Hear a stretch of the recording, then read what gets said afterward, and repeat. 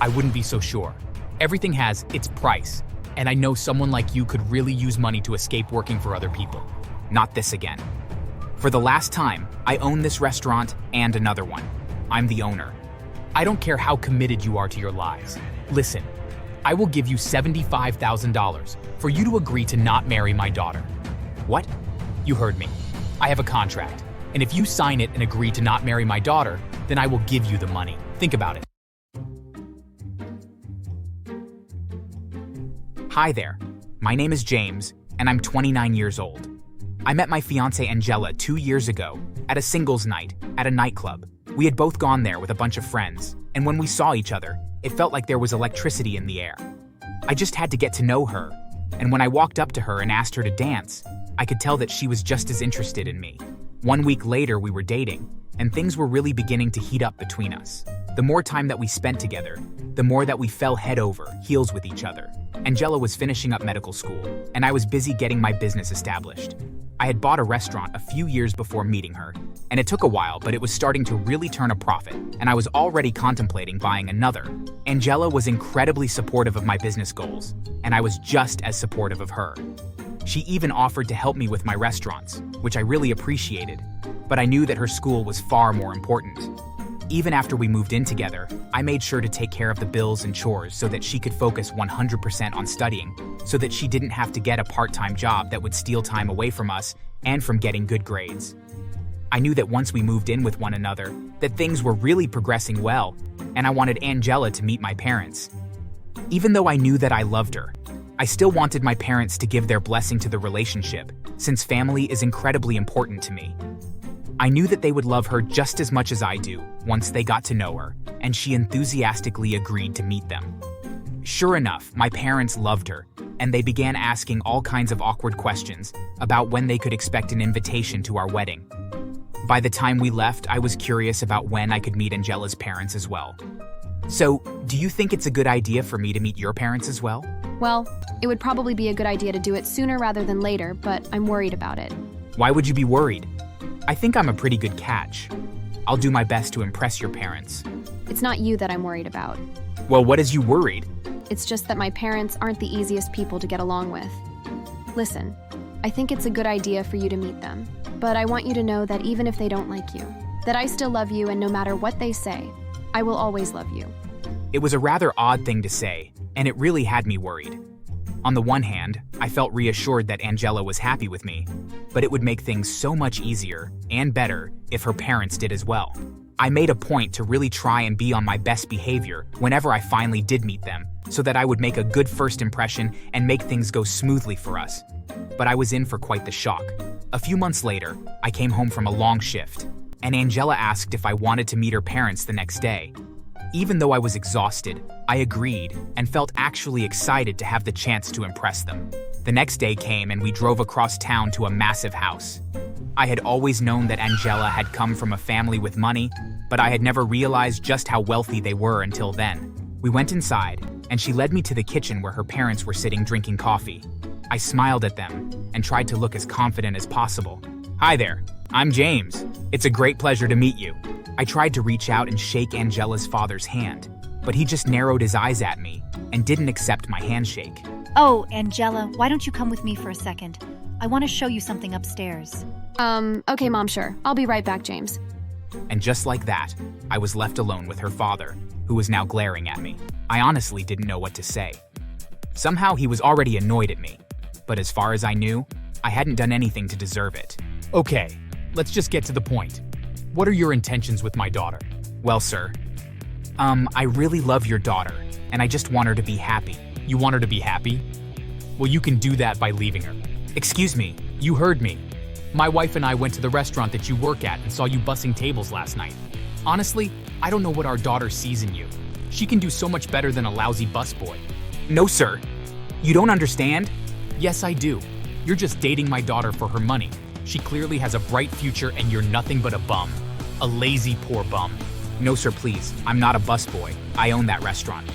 Don't lie to me, boy. Now get out of here. If you aren't out of here in 10 minutes, I'm calling the police. He wouldn't let defend myself, and so I grabbed Angela and told her that we had to leave immediately. As soon as she looked at her father and I, she could guess what had happened. and so we left without incident. When we got home, Angela apologized and reminded me that it didn't matter what they thought though. We loved each other, and that was all that truly mattered. Months passed, and before I knew it, we had been dating for a year and a half, and I was more certain than ever before that I wanted to marry her. And so I bought ring and planned out a very romantic night. At the end of it, I proposed, and she said yes. I was so happy, but I was also dreading having to tell her parents. However, I didn't let that ruin the moment and just focused on how wonderful it felt, knowing that I would get to spend the rest of my life with the woman that I love. One night, shortly after she said yes, Angela's father came to my restaurant. At first, when I saw him, I had a small measure of hope that he might be there to talk to me and apologize for the way that he had treated me. After all, we would shortly be family, and it would be so much easier for us to get along. Hey there. So what brings you here? I've come to ask you to break off the engagement with my daughter. You can't possibly be serious. You must know that there isn't a chance that I will do that. I wouldn't be so sure. Everything has its price, and I know someone like you could really use money to escape working for other people. Not this again. For the last time, I own this restaurant and another one. I'm the owner. I don't care how committed you are to your lies. Listen, I will give you $75,000 for you to agree to not marry my daughter. What? You heard me. I have a contract, and if you sign it and agree to not marry my daughter, then I will give you the money. Think about it. I couldn't think of something to say to that. How could someone be so cruel? After he left, I spoke with the manager and told him to take over, since I needed to go home and speak with Angela. When I told her what her father had told me, she grew incredibly angry, but then she smiled from ear to ear. The way she switched from anger to glee made me a bit nervous, but then she told me her plan, and I instantly knew that she was truly the woman that I wanted to marry. The next day, I called up Angela's father and told him that he had a deal. He was pleased and told me to meet him at his lawyer's office. And once I went over the contract, I knew that Angela's plan would indeed work, and so I signed it. Just so you know, if you think you'll be clever and marry my daughter after all, then I have the right to sue you for 10 times what I'm giving you. So don't get any bright ideas. This contract is airtight. Yes, it is. I signed this contract, and legally, I cannot marry your daughter. Thank you for this. I'll use this to maybe buy a third restaurant. Have a good life. The smug look on his face showed that he had no idea what was coming. However, a week later, he called me screaming at the top of his lungs. What is the meaning of this nonsense? Oh, I assume you got the letter from Angela's lawyer. Yes, I got the letter. Do you honestly think this matters? Angela's plan was for us to take her father's money and use it to pay for our wedding and honeymoon, but only after she legally changed her name. We contacted her best friend, who is also a lawyer, and she agreed that while the contract was fairly airtight, that there were still loopholes. Simply by changing her name and having her friend legally adopt her was sufficient to allow us to both get married and to keep the money. Since Angela is an adult, she had the legal right to disown her parents, and while it's rather odd that her best friend is now also technically her mother. But before she cut her parents off, we shared Dad's number and picture, online claiming he is a cleaner, and people have been calling him non-stop.